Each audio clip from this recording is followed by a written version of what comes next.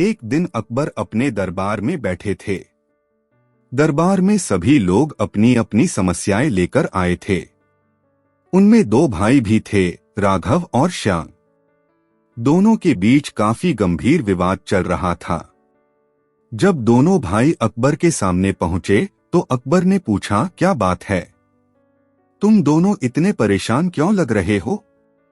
राघव ने कहा, महाराज, मेरे भाई श्याम ने मेरी जमीन हथिया ली है।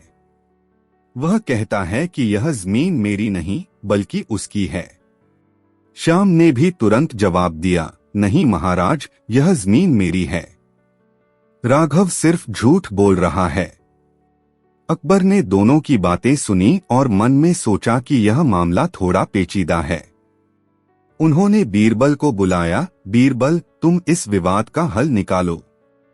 बीरबल ने दोनों भाइयों से कहा, पहले तुम दोनों विस्तार से बताओ कि यह जमीन किसकी है और कैसे तुम्हारे कब्जे में आई। राघव ने कहा, महाराज, जब हमारे पिता जीवित थे तब उन्होंने यह जमीन मुझे सौंपी थी क्योंकि मैं बड़ा बेटा था। उन्होंने कहा था कि इस पर हम दोनों भाई साथ मिलकर खेती करेंगे। लेकिन मेरे पिता के स्वर्गवास के बाद श्याम ने जमीन पूरी तरह अपने नाम करने की कोशिश शुरू कर दी। श्याम ने कहा, महाराज, मेरे पिता ने मुझसे कहा था कि यह जमीन मुझे मिलेगी क्योंकि खेती मैं ही संभालता हूँ। उन्होंने कभी राघव को यह जमीन नहीं दी। राघव बस अपनी मनगढ़ंत कहानी सुना रहा है। दोनों भाइयों की बातें सुनकर बीरबल ने सोचा कि सीधा सीधा फैसला देना कठिन होगा। हो सकता है कि पिता ने दोनों को अलग अलग बातें कही हों, या हो सकता है कोई झूठ बोल रहा हो। बीरबल ने अकबर से कहा, महाराज, मुझे एक दिन का समय चाहिए। मैं इस मामले की तह तक जाऊंगा और फिर किसी नतीजे पर पहुंचूंगा। अकबर ने सहमति दे दी। बीरबल ने दोनों भाइयों को अलग अलग समय पर बुलाया और उनसे कुछ सवाल किए। राघव से, पिता के देहांत के बाद तुमने जमीन पर क्या क्या काम किया? तुमने कितनी मेहनत की, कितना निवेश किया और क्या उपज मिली? क्या कोई गवाह है जो बताए कि पिता ने यह जमीन तुम्हें सौंपी थी? श्याम से, तुम कितने समय से इस जमीन पर खेती कर रहे हो? क्या तुमने राघव के साथ मिलकर कभी काम किया या सारी मेहनत तुमने ही की? क्या तुम्हारे पास कोई प्रमाण है जो दिखाए कि जमीन तुम्हारी है? दोनों भाइयों ने अपने अपने जवाब दिए। कुछ लोगों को गवाह के रूप में पेश किया गया, लेकिन बातें फिर भी साफ नहीं हो पा रही थीं। बीरबल ने देखा कि दोनों ही भाई अपने अपने दावों पर अड़े हुए हैं। बीरबल ने एक खास तरकीब सोची। उसने दोनों भाइयों से कहा, हम कल सुबह उस जमीन पर जाएंगे। वहां मैं तुम्हारे काम को देखूंगा, तुम्हारी मेहनत का आकलन करूंगा और तय करूंगा कि जमीन किसकी होनी चाहिए। अगले दिन बीरबल राघव और श्याम को लेकर उस विवादित जमीन पर पहुंच गए। उन्होंने ध्यान से चारों ओर देखा। जमीन के एक हिस्से में बहुत अच्छी फसल लहलहा रही थी, जबकि दूसरे हिस्से में घासफूस जमा था, मानो वहां लंबे समय से कोई काम ही नहीं हुआ हो। बीरबल ने पूछा, यह दोनों हिस्से अलग अलग क्यों लग रहे हैं? श्याम ने कहा, महाराज, जहां फसल लहलहा रही है वह हिस्सा मेरा है। मैंने मेहनत की इसलिए फसल अच्छी हुई। जहां घासफूस है वह हिस्सा राघव का है क्योंकि उसने कोई काम नहीं किया। राघव ने तुरंत जवाब दिया, यह सच नहीं है। असल में यह पूरी जमीन पिताजी ने मुझे सौंपी थी। मैं कुछ दिन के लिए बीमार पड़ गया था, इसलिए खेत पर ठीक से ध्यान नहीं दे पाया। इसी का फायदा उठाकर श्याम ने अपने लिए अलग हिस्सा हथिया लिया और वहीं मेहनत करने लगा। बीरबल ने दोनों की बातें सुनी और फिर खेत का मुआयना किया। उन्होंने देखा कि जिस हिस्से पर फसल तैयार थी वहां किसान की मेहनत साफ झलक रही थी। नालियां, पानी की व्यवस्था, खाद इत्यादि सब बेहतरीन ढंग से किया गया था। दूसरे हिस्से में वाकई कोई काम नहीं हुआ था, जिससे यह जाहिर हो रहा था कि खेती छोड़ दी गई है या सही देखभाल नहीं हुई है। बीरबल ने सोचा हो सकता है कि जमीन पूरे रूप में राघव की हो, लेकिन श्याम ने ज्यादा मेहनत की है, इस वजह से फसल तैयार हो सकी। दूसरी ओर राघव का दावा है कि वह बीमार था और इस कारण खेत छोड़ना पड़ा। बीरबल ने दोनों भाइयों को एक साथ बुलाकर कहा, तुम दोनों ने अपनी अपनी कहानी सुनाई। मैं देख रहा हूं कि एक हिस्से में मेहनत हुई है और दूसरे हिस्से में नहीं। यदि मैं सिर्फ मेहनत के आधार पर फैसला दूं, तो यह जमीन श्याम को मिलनी चाहिए क्योंकि उसने फसल उगाई है। लेकिन राघव भी पूरी तरह गलत नहीं है, वह बीमार रहा। पिता की अंतिम इच्छा भी हो सकती है कि जमीन राघव की हो। फिर बीरबल ने एक अनोखा न्याय किया। पहला हिस्सा, जहां फसल लहलहा रही थी, श्याम को दिया जाए क्योंकि उसने पूरे मन से खेती की और धरती को उपजाऊ बनाया। दूसरा हिस्सा, जहां मेहनत नहीं हुई, राघव को दिया जाए, लेकिन अब वह इस पर मेहनत करके फसल उगाएगा, यदि वाकई वह जमीन का असली हकदार है। बीरबल ने कहा, अगर राघव वाकई पिताजी की इच्छा से जमीन का मालिक है, तो वह इस हिस्से पर मेहनत करके फसल उगाए और दिखाए। ऐसा करके वह साबित कर देगा कि उसमें भी पिता जैसी लगन और मेहनत करने का जज्बा है। दोनों भाई बीरबल का फैसला सुनकर चुप रह गए। उनमें से कोई भी नाराज नहीं था, क्योंकि फैसले में दोनों की मेहनत और परिस्थिति का ख्याल रखा गया था। अकबर ने बीरबल की समझदारी की प्रशंसा की और कहा, बीरबल, तुमने सचमुच एक निष्पक्ष और व्यावहारिक हल निकाला है। अब अगर राघव मेहनत करेगा, तो वह भी अच्छी फसल उगाकर दिखाएगा और अपने पिता की तरह किसान कहलाएगा। वहीं श्याम को भी उसकी मेहनत का सही फल मिल गया। दोनों भाइयों ने बीरबल और अकबर को प्रणाम किया और खुशी खुशी अपने अपने हिस्से पर खेती करने लगे। कुछ महीनों बाद राघव ने भी अपने हिस्से में अच्छी फसल उगाकर साबित कर दिया कि वह भी मेहनती है। गांव के लोगों ने बीरबल के न्याय की सराहना की और कहा, ऐसा न्याय केवल अकबर के दरबार में ही हो सकता है, जहां बीरबल की बुद्धि अपना कमाल दिखाती है। इस कहानी से हमें पता चलता है कि किसी विवाद का हल निकालने से पहले हमें दोनों पक्षों की मेहनत, परिस्थिति और वास्तविकता को ध्यान से समझना चाहिए। सिर्फ एक पक्ष की सुनकर फैसला देना उचित नहीं होता। न्याय करने के लिए निष्पक्षता और समझदारी बहुत जरूरी है, जैसा कि बीरबल ने दिखाया। एक दिन अकबर अपने दरबार में बैठे थे। दरबारी अपने अपने काम में व्यस्त थे और अकबर गहरी सोच में डूबे हुए थे। तभी महल के द्वार से शोरगुल सुनाई दिया। कुछ ग्रामीण बहुत परेशान से सीधे दरबार में आ पहुंचे और राजा अकबर के सामने हाथ जोड़कर खड़े हो गए। अकबर ने उन्हें देखकर पूछा, क्या बात है? तुम सब इतने व्याकुल क्यों हो? दरबार में आते ही शोरगुल क्यों कर रहे हो? एक वृद्ध ग्रामीण ने आगे बढ़कर कहा, महाराज, हमारे गांव में एक बड़ी दिक्कत पैदा हो गई है। हम सबको लग रहा है कि कोई हमें धोखा दे रहा है। हमारी फसलें अच्छी हो रही थी, पर अचानक से घाटा होने लगा है। जो भी फसल काटते हैं, वह गायब हो जाती है या फिर किसी न किसी बहाने हमसे छीन ली जाती है। दूसरे ग्रामीण ने भी आगे आकर कहा, महाराज, हमने सोचा कि यह चोरी किसी बाहरी व्यक्ति की चाल होगी, लेकिन हमें संदेह है कि हमारे ही गांव का एक आदमी मिलीभगत करके हमारी फसलें उड़ा रहा है। पर हमें यकीन नहीं हो रहा कि कौन ऐसा कर रहा है। अकबर ने गंभीर स्वर में कहा, यह तो बहुत गंभीर मामला लगता है। तुम लोगों ने अपने राजा पर भरोसा करके यहाँ फरियाद की है, तो हम जरूर तुम्हारी मदद करेंगे। बीरबल, जो पास ही खड़े सब सुन रहे थे, अकबर से बोले, महाराज, अगर आपकी आज्ञा हो तो मैं इस मामले की जांच करूं। मैं गांव में जाकर पता लगाऊंगा कि असल में क्या हो रहा है और कौन है जो इन लोगों को परेशान कर रहा है। अकबर ने सहमति दी। ठीक है बीरबल, तुम गांव में जाओ और मामले की तह तक पहुंचो। जल्दी से समाधान निकाल कर आओ ताकि प्रजा की परेशानी दूर हो सके। अगले दिन बीरबल गांव पहुंचे।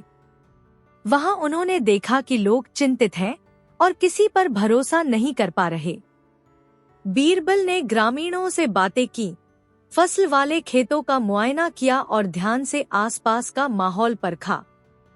बीरबल को जल्द ही पता चला कि गांव के पास से एक छोटी नदी बहती थी। ग्रामीण अपनी कटाई के बाद अनाज के बोरों को नदी किनारे बने गोदाम में रखते थे, जहां से शहर तक माल भेजा जाता था। हाल ही में कई बार ऐसा हुआ कि गोदाम से अनाज गायब मिला या बोरों में से आधा अनाज गायब था।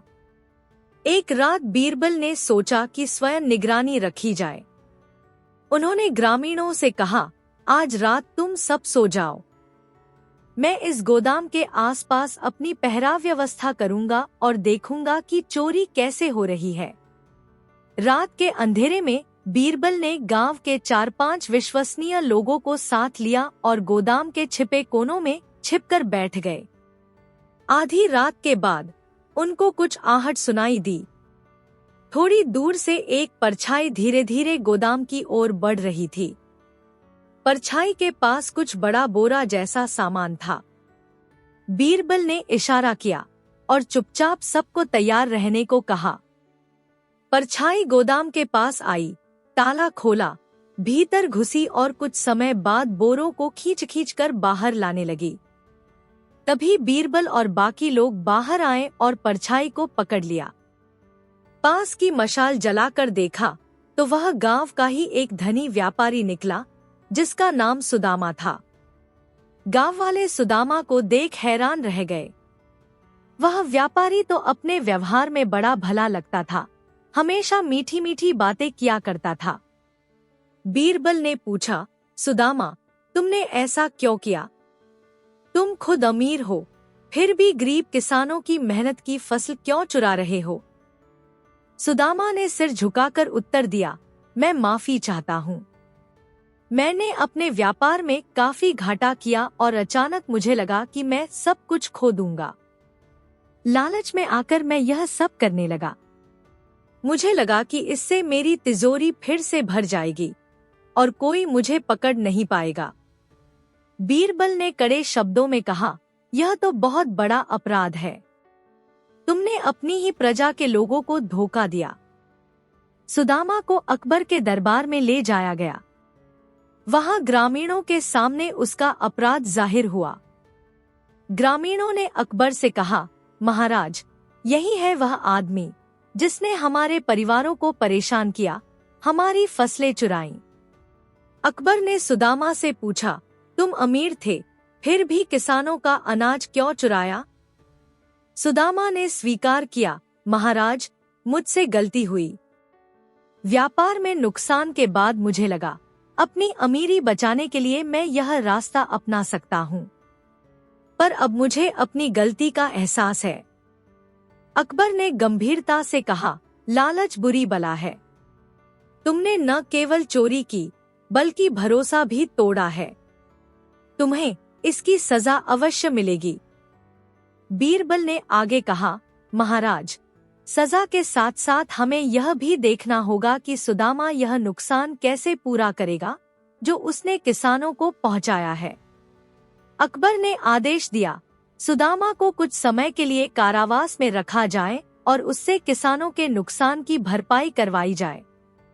वह अपना धन लगाकर किसानों को वह अनाज वापस देगा जो उसने चुराया था। गांव वाले बेहद खुश हुए कि उन्हें न्याय मिला। बीरबल ने मुस्कुराकर उनसे कहा, अब तुम्हें सावधानी बरतनी चाहिए। कोई भी गोदाम या जगह खुली छोड़कर मत जाना। अपनी मेहनत की कमाई की रक्षा खुद भी करो, ताकि फिर कोई धोखा न दे सके। अकबर ने बीरबल से कहा, बीरबल, तुमने फिर साबित कर दिया कि कठिन से कठिन मामलों का हल सूझबूझ से निकाला जा सकता है। तुमने प्रजा को न्याय दिलाया और हमें एक बड़ी समस्या से बचाया। बीरबल ने विनम्रता से उत्तर दिया, महाराज, यह मेरा सौभाग्य है कि मैं आपकी सेवा में हूँ। मुझे खुशी है कि गांव वालों को न्याय मिला, और अब वे सुंदरता से अपने खेतों में मेहनत कर सकेंगे। इस तरह चोर का भेद खुला, प्रजा को न्याय मिला और पूरे राज्य में यह संदेश गया कि लालच कभी भी किसी का भला नहीं करता। आज नहीं तो कल चोरी या बेईमानी करने वालों को अपने कर्मों का फल भुगतना ही पड़ता है। सीख: लालच इंसान को गलत रास्ते पर ले जाता है।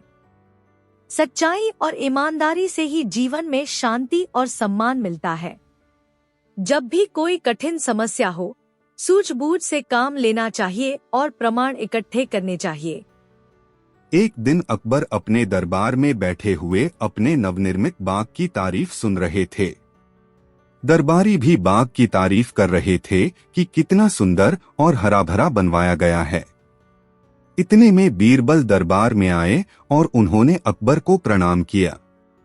अकबर ने बीरबल से कहा, बीरबल, मेरा नया बाग तो तैयार है, लेकिन मुझे एक अजीब सी शिकायत मिल रही है। मेरे बाग के ठीक बगल में एक पड़ोसी किसान रहता है। उसने दरबार में अर्जी भेजी है कि हमारे बाग की वजह से उसे कुछ परेशानी हो रही है। मुझे समझ नहीं आता, खूबसूरत बाग से किसी को क्या परेशानी हो सकती है। तुम जाकर पता लगाओ और इसका कोई हल निकालो। बीरबल ने सिर झुकाकर कहा, जो आज्ञा महाराज। मैं अभी उसी किसान से मिलकर आता हूँ। बीरबल ने दरबार से निकलकर किसान का पता लगाया और उसके घर पहुंचे। किसान का नाम दीनू था। दीनू ने बीरबल को देखकर नमस्कार किया और बोला, हुजूर, मुझे माफ कीजिए, मैं सीधा दरबार चला गया था, पर मेरे पास और कोई चारा नहीं था। बीरबल ने विनम्रता से पूछा, क्या समस्या है तुम्हें राजा के नए बाग से? वह तो बहुत सुंदर बना है। दीनू ने एक गहरी सांस लेते हुए कहा, महाराज का बाग तो सचमुच बहुत सुंदर है, इसमें कोई दो राय नहीं। पर दिक्कत ये है कि बाग के रखरखाव के लिए जो बड़े बड़े पेड़ लगाए गए हैं, उनके जड़ों ने मेरी जमीन में फैलना शुरू कर दिया है। मेरी छोटी सी क्यारी में सब्जियां बोता हूँ, पर उन पेड़ों की जड़ों की वजह से मेरी फसल को पूरा पानी नहीं मिल पाता। ऊपर से सूखी शाखें भी मेरे घर के सामने गिरती हैं, जिससे मुझ में हमेशा डर बना रहता है कि कहीं कोई दुर्घटना न हो जाए। मैंने खुद राजा के बाग के माली से बात करने की कोशिश की, पर कोई हल नहीं निकला। इसलिए अंत में मैंने दरबार में अर्जी लगा दी। बीरबल ने समस्या को ध्यान से सुना। बाग तो अकबर के आदेश से बना था और बहुत बड़ा भी था।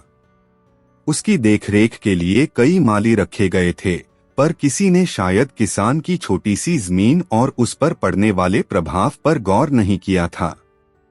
बीरबल ने किसान से कहा, चिंता मत करो, मैं कुछ ऐसा उपाय निकालूंगा जिससे तुम्हें कोई नुकसान न हो और महाराज का बाग भी सुरक्षित रहे।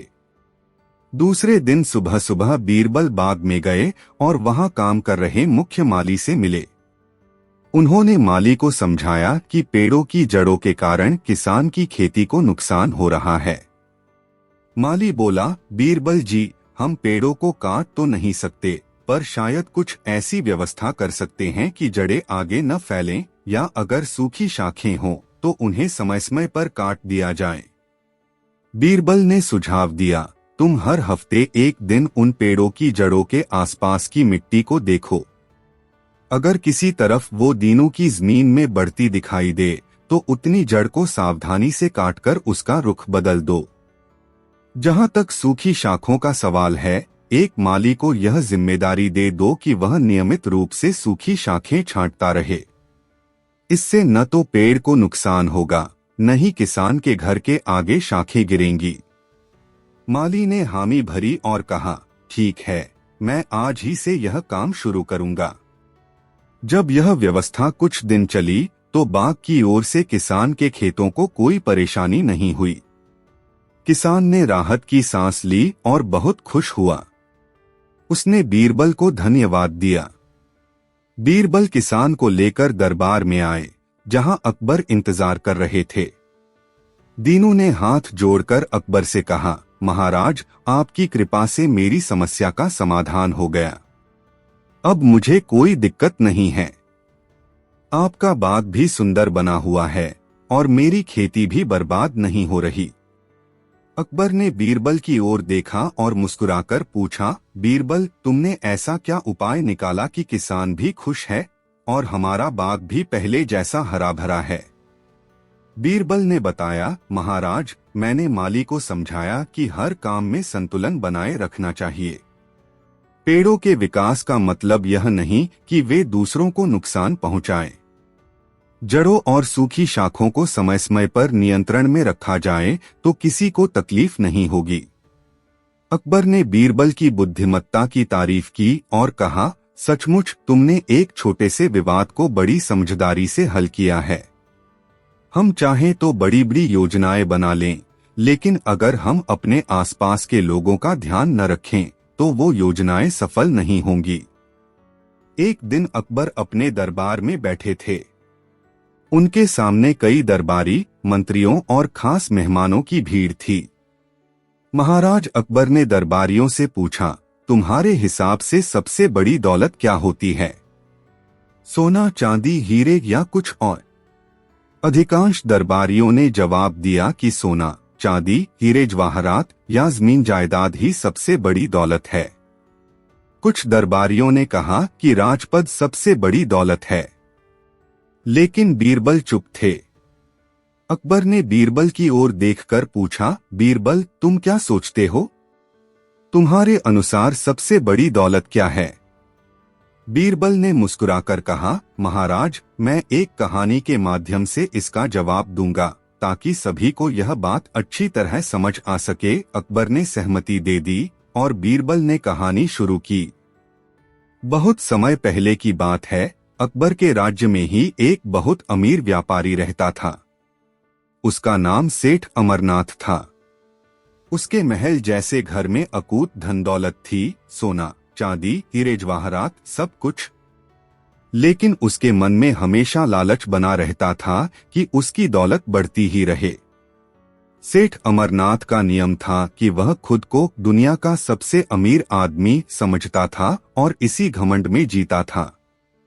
हालांकि वह जरूरतमंदों की मदद करने में कतरा जाता था।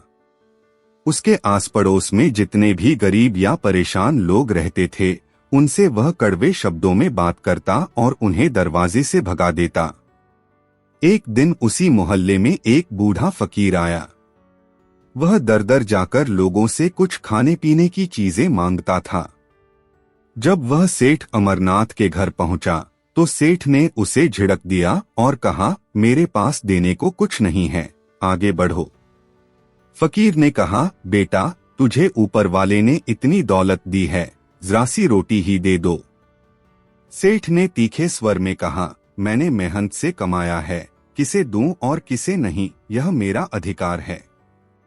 चलो भागो यहां से। फकीर वहां से चला गया, पर जाते जाते बोल गया, बेटा, जरा संभल कर रहना। दौलत हाथ की धूल भी होती है, आज है कल नहीं। सेठ इन बातों पर हंसकर बोला, मैं दुनिया का सबसे अमीर आदमी हूं, मेरी दौलत कभी खत्म नहीं हो सकती। कुछ महीनों के बाद सेठ अमरनाथ के व्यापार में बहुत बड़ा नुकसान हो गया। वह जिस कारोबार में पैसा लगाता वह डूब जाता। कुछ समय में ही उसकी आधी संपत्ति बिक गई, पर नुकसान इतना बढ़ रहा था कि उसे कर्जे लेने पड़े। धीरे धीरे हालात ऐसे हो गए कि उसकी हवेली गिरवी रखनी पड़ी। घर का ज्यादातर सामान बिक गया। जिन लोगों ने उससे पहले कभी मदद मांगी थी, वही अब उसकी दशा देखकर मुंह फेर कर चले जाते थे, क्योंकि सेठ ने कभी किसी के साथ भलाई नहीं की थी। कुछ ही महीनों में सेठ की हालत इतनी खराब हो गई कि उसके पास रहने के लिए भी जगह नहीं बची। आखिरकार उसे अपना घर छोड़ना पड़ा और वह सड़क पर आ गया। जिन रिश्तेदारों की कभी उसने मदद नहीं की, वे भी उसकी मदद के लिए सामने नहीं आए। जिंदगी में पहली बार उसे पता चला कि दौलत के अलावा इंसान के पास कुछ और भी होना जरूरी है, साथ देने वाले लोग और दिल की दौलत, यानी दूसरों के प्रति सच्ची हमदर्दी। सेठ अब भटकते भटकते दूसरे गांव जा पहुंचा। वहां उसे एक दरिद्र सा किसान मिला जिसका नाम माधो था। माधो के पास बस एक छोटी झोपड़ी थी और थोड़ी सी जमीन। खुद भी तंगहाली में रहता था, पर मन से बड़ा दयालु था। जब माधो ने सेठ अमरनाथ को भूखा प्यासा देखा तो उसे घर ले आया। बोला, मेरे पास ज्यादा कुछ नहीं है, पर जो भी थोड़ा बहुत है वह मैं तुम्हारे साथ बांट सकता हूं। सेठ अमरनाथ ने पहली बार किसी से मदद मांगी। रोते हुए बोला, भाई, मैंने कभी अपने जीवन में किसी की मदद नहीं की, आज मुझे ही मदद की जरूरत है। माधो ने सेठ को पानी पिलाया, उसे बासी रोटी खिलाई। सेठ ने वही रोटी बड़े चाव से खाई। खाते खाते उसकी आंखों में आंसू आ गए। उसने अपने दिल पर हाथ रखा और महसूस किया कि असली सुख, असली दौलत यही है, किसी की दया और किसी की भलाई। कई दिनों तक सेठ अमरनाथ माधो के पास ही रहा। उसी के खेत में मदद करने लगा, खुद मेहनत करके फसल उगाता, पशुओं की देखभाल करता। पहले उसे ऐसा काम करना नहीं आता था, लेकिन अब वह सीख रहा था। धीरे धीरे उसके मन में दयालुता आने लगी। उसे समझ आया कि केवल धन कमाने से ही इंसान अमीर नहीं बनता, बल्कि दिल से भी बड़ा होना पड़ता है। कुछ महीनों बाद सेठ के पुराने साथियों ने उसकी तलाश की और उसे एक नया व्यावसायिक मौका दिया, जिसमें सेठ ने विनम्रता से काम शुरू किया। किस्मत और मेहनत के दम पर उसका व्यापार फिर से आगे बढ़ा, लेकिन इस बार वह पहले जैसा घमंडी नहीं रहा। माधो से विदा लेते हुए सेठ ने कहा, भाई, तुमने मेरी जान बचाई। आज मैं समझा कि असली दौलत दिल में होती है। मैं वादा करता हूं कि अब कभी किसी गरीब को दरवाजे से नहीं भगाऊंगा। अपनी कहानी खत्म करके बीरबल ने दरबार में सबकी ओर देखा और कहा, महाराज, इस कहानी से यही सीख मिलती है कि हम कितना ही धन क्यों न इकट्ठा कर लें, असली दौलत हमारे दिल में होती है। दूसरों के प्रति दया, नेक इरादे और सबकी भलाई का भाव। अगर दिल खाली हो तो चाहे हमारे खजाने भरे हों, हम कभी भी सच्ची खुशी नहीं पा सकते। अकबर ने मुस्कुराकर कहा, बीरबल, तुम्हारी कहानी ने न सिर्फ मेरे दरबारियों को बल्कि मुझे भी एक बड़ा सबक दिया है। धन दौलत आती जाती रहती है, पर इंसानियत और नेकदिली हमेशा साथ रहती हैं। बीरबल ने विनम्रता से जवाब दिया, महाराज, यही वजह है कि मैं कहता हूँ सबसे बड़ी दौलत दिल की दौलत है। वही सच्ची खुशी दे सकती है और वही इंसान को संकट में सबका प्यारा बना देती है। अकबर ने दरबार में घोषणा की कि जो भी इंसान दूसरों की भलाई करेगा वही सच में सबसे अमीर माना जाएगा। इस तरह सभी दरबारियों को यह सीख मिली कि धन से बड़ा धन दिल का धन होता है और वही सबसे अधिक मायने रखता है। सीख, धन दौलत की असली कीमत तभी है जब इंसान के दिल में दूसरों के प्रति प्रेम और उदारता हो।